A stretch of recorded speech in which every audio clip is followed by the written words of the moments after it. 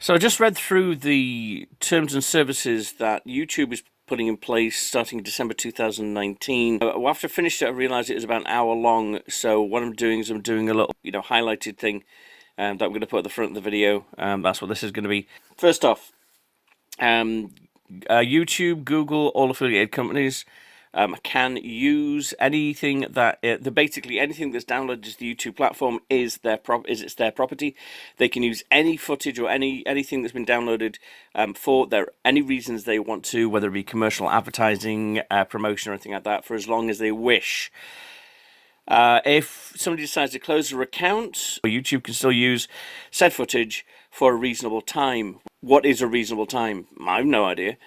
YouTube can close your account anytime they want to. Of course, they'll give you fair warning, and they can close your account unless, of course, your account is being monitored for some kind of legal reasons. Copyrighted material. Okay, so that's the big one. There used to be a fair usage, which means you can use copyrighted material as long as it's something creative is done with it. But now that's gone. The only caveat to that, from what I find, is if you're doing, as an example, if you're doing a documentary of somebody and you show a photograph of said person or, say, footage of them walking down the street, then you can use that. Closing channels. If YouTube finds that your channel is not commercially viable for them, they can close your account. And from what I'm gathering of this is if you are non-monetized or if you're monetized but you're not making enough money for them.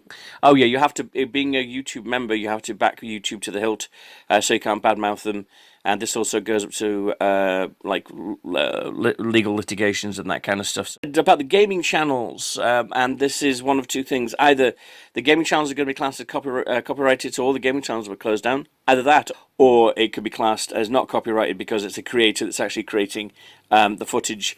Now, I'm kind of really peed off with this because I was there when YouTube first came out, when the creator was in the zoo, and said, "Look at that! I think it was an elephant or a giraffe. I forget. Look, it's got a really huge trunk. I think it was an elephant, and it just got off from there. And it was a college project, from what I understand, and it was free, very much like Craigslist is free, and you can do what you want to. And look at Craigslist. Okay, they have moderators and that kind of stuff, but it hasn't gone to some kind of anarchistic war zone, for crying out loud.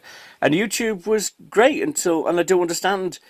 When it got larger, it needed some kind of funding, but it's turned into the opposite of what it was. What it was a platform, a free platform for people to put content they wanted, and it was self-policing. If somebody put some stuff up on YouTube, say like porn or racist or sexist stuff, they would get badgered out of existence by fellow YouTubers and viewers. And it's never been bad. I mean, okay, some of the channels have had, swearing on it and stuff. So what? It's part of natural life, people do swear. Some kind of racy kind of stuff, maybe, racy jokes or something similar. It's all done in good taste. And again, people that weren't in good taste were, kind of badgered out of the stuff. So it was never bad. It's just what's happened is, what's happened since it got monetized is the advertisers are now in control. So it's no longer the creators, it's the advertisers. And which means that the creators have absolutely no room for content. And a friend of mine suggested, and this is just before the adpocalypse, so when the adpocalypse thing started to kick in, they suggested that what was going to happen is YouTube wanted to be something more like Netflix or Hulu. So what they were going to do was create a subscription type of channel, and then what they were going to do is get rid of everything else that's not making you money. And from a business standpoint, that's a good idea because every time you download a video or view a video, it's costing YouTube money because it's not stored for free. It's not downloaded for free. It has to sit somewhere. So every time you utilize it, it's costing money in electric, and not only that, maintenance and that kind of stuff, and usage of the solid state hard drives nowadays, but for the server drives and that kind of stuff. So I can understand from a business viewpoint is get rid of the hangers on, the loose ends, as it were.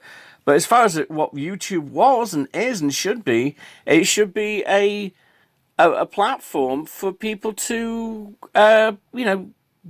be free about audio and video creativity. And it's like the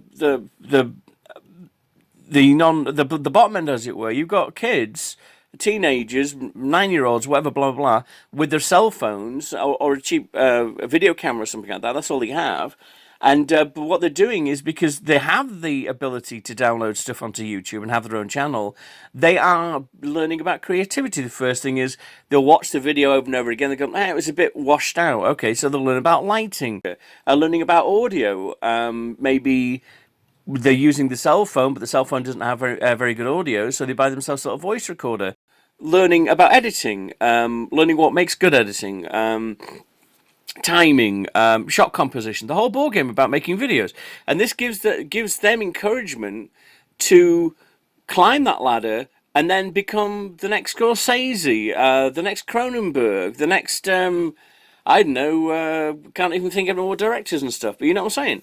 And this could be the next generation that makes people like Disney, Warner Brothers, Marvel, all the rest of these guys uber Dolores, by having these kids starting off with nothing more than a cell phone and a YouTube account, and then building up and becoming more creative. You know what I'm saying? Because kids at that age, they don't have the money to go to film school, and parents don't, more often than not, don't have that kind of finances. You know what I'm saying? And it's a case of like, what happens if? It's like, because filmmaking isn't like a 9-to-5 job opportunity, and it's always been on the edge. If YouTube is going to do this and get rid of the bottom tier, then basically what you're being selfish. You're not seeing into the possible future. If you let these people do the stuff, encourage them to do the stuff, give them more tools to do the stuff, give them training to do the stuff, then what's going to happen is they will build up a platform. I mean, there's other platforms out there, you know. What's going to happen is people are just going to walk away from YouTube, and YouTube is better than the rest of them because it was the first one, and it was all about freedom, and it was all about, you know, being able to exercise creativity. But that's what's going to happen. You're going to have YouTube's going to be split between two groups. You're going to have the first group, which is in their subscription channel, where you're paying money in order to watch the material, and then you're going to get the other people who are just Bama merch. Look how shocking I can be. And then I call the kids channels, which again is weird, man. They're probably 2 or 3 years old, and all they're doing is seeing bright pictures and hearing sounds. And then it's on autoplay. It's making millions, if not billions, of views, and stuff. But anyway, that's me just rambling on. But please feel free to comment if you watch this video. So that's about it. Thank you so much for your time. You enjoy the day. Bye bye.